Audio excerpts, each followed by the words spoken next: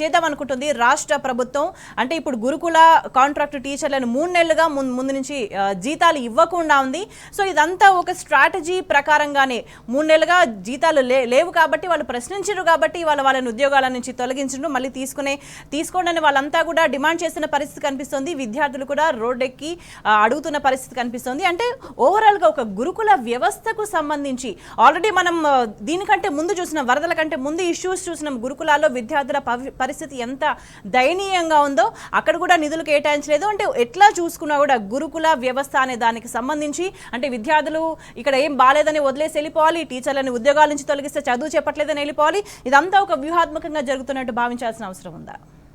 గురుకులాల నిర్వీర్యం చేసే ప్రక్రియ వాళ్ళ సోషల్ వెల్ఫేర్ గురుకులాల నుంచే మొదలవుతుందని మనం అర్థం చేసుకోవాల్సి ఉంటుంది. ముఖ్యంగా వీళ్ళంతా కూడా దళిత వాళ్ళకు సంబంధించి దళిత విద్యార్థులు వీళ్ళంతా కూడా చదువుకు వెనుకబడ్డ పరిస్థితి.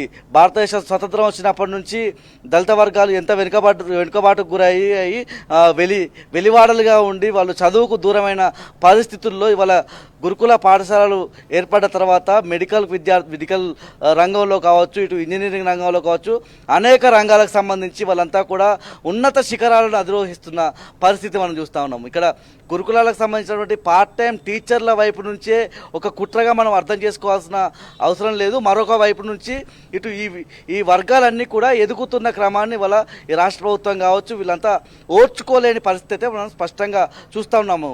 స్వేచ్ఛ పూర్తి స్థాయిలో ఉమ్మడి వరంగల్ జిల్లాకు సంబంధించి మొత్తం 30 గురుకులాలు ఉంటాయి. సోషల్ వెల్ఫేర్కి సంబంధించే 30 గురుకులాలు ఉంటాయి. మిగతా అన్నీ కలుపుకొని ఇటు మహాత్మా జ్యోతి బాపులే కావచ్చు, మిగతా కస్తూర్బా కావచ్చు, ఇవన్నీ కలుపుకొని పూర్తి స్థాయిలో ఉమ్మడి వరంగల్ జిల్లాకు సంబంధించినటువంటి 6 జిల్లాల్లో 900లకు సంబంధించిన గురుకుల పాఠశాలలు ఉంటాయి. అలా ట్రైబల్ వెల్ఫేర్లు ఉంటాయి, మిగతా అన్ని గురుకులాలు కలుపుకొని 900 ఉంటాయి.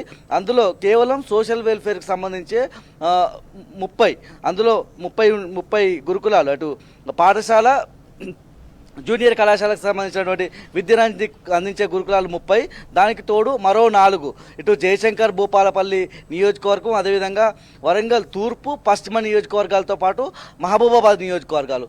ఈ 4 నియోజకవర్గాల పరిధిలో డిగ్రీకి సంబంధించినటువంటి గురుకులాలు కూడా ఏర్పాటు చేసి వాళ్ళకు ఉన్నత విద్యను అందిస్తున్న నేపథ్యము పరిస్థితి మనం చూస్తూ ఉన్నాం. స్పష్టంగా ఉన్నత శిఖరాలను అధిరోహించడమే కాదు అనేక రంగాల్లో వీళ్ళంతా కూడా నిష్ణాతులు అవుతున్న సందర్భం అయితే స్పష్టంగా చూస్తూ ఉన్నాము. వాళ్ళందరినీ కూడా వాళ్ళ ఎదగనివ్వకుండా చేసే ప్రయత్నము, గురుకులాలను నిర్వీర్యం చేసే ప్రయత్నంలో మొదటి అడుగుగా దీన్ని మనం అర్థం చేసుకోవాల్సి ఉంటుంది. పార్ట్ టైం టీచర్లు కావచ్చు, పార్ట్ టైం జూనియర్ కాలేజీలకు సంబంధించినటువంటి లెక్చరర్ కావచ్చు, అదేవిధంగా డిగ్రీ కాలేజీకి సంబంధించినటువంటి లెక్చరర్లు, అదేవిధంగా ఇటు కేర్ టేకర్లుగా ఉంటారు. విద్యార్థులు చిన్న పిల్లలు ఉంటారు, 10వ తరగతి లోపు పిల్లలు ఉంటారు.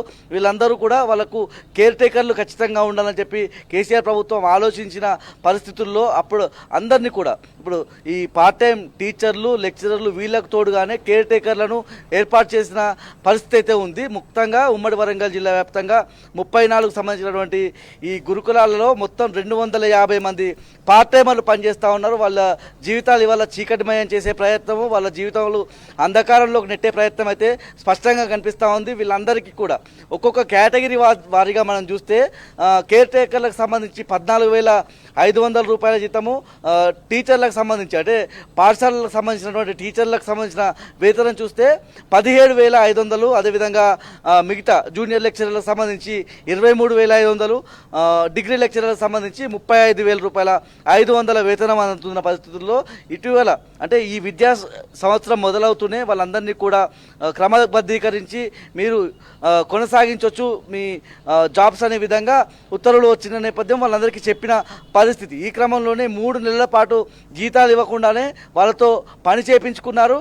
ఆ తర్వాత వాళ్ళకి సంబంధించినటువంటి ఒక మెమో జారీ చేశారు. వాళ్ళ సోషల్ వెల్ఫేర్కి సంబంధించినటువంటి సెక్రటరీ జారీ చేసిన మెమోలో వాళ్ళందరినీ కూడా డిస్కంటిన్యూ చేయమన్న సందర్భం అయితే స్పష్టంగా కనిపించింది. ముఖ్యంగా వీళ్ళను రిక్రూట్ చేసుకునే విధానం కూడా చూద్దాం. స్వేచ్ఛ ఉమ్మడి వరంగల్ జిల్లాకు సంబంధించి ఒకే ఒక్క సోషల్ టీచర్కి సంబంధించి ఒకే ఒక్క సోషల్ టీచర్ని ఎంపిక చేయాలంటే 80 మంది నిష్ణాతులైనటువంటి ఉపాధ్యాయులు వస్తే వాళ్ళ నుంచి ఒకరిని ఎంపిక చేసిన పరిస్థితి. అంటే అర్థం చేసుకోవచ్చు వీళ్ళందరినీ కూడా ఎలాంటి పరిస్థితుల్లో ఎంపిక చేశారు, వాళ్ళ సామర్థ్యాలు ఏంటిదో మనం గ్రహించవచ్చు. ఈ సందర్భంలో వాళ్ళందరినీ కూడా తొలగిస్తే వాళ్ళ జీవితాలన్నీ కూడా ప్రశ్నార్థకంగా మారుతాయి, వాళ్ళందరూ కూడా రోడ్డున పడే అవకాశం ఉంటుందని మనం స్పష్టంగా అర్థం చేసుకోవచ్చు. వాళ్ళ జీతాలు 3 నెలల నుంచి అందలేదు, ఉండఫలంగా వాళ్ళను ఉద్యోగాలు తొలగించే ప్రక్రియ, దీన్నంతా కూడా వాళ్ళందరూ ఆగ్రహం వ్యక్తం చేస్తున్న సందర్భం అయితే కనిపిస్తూ ఉంది.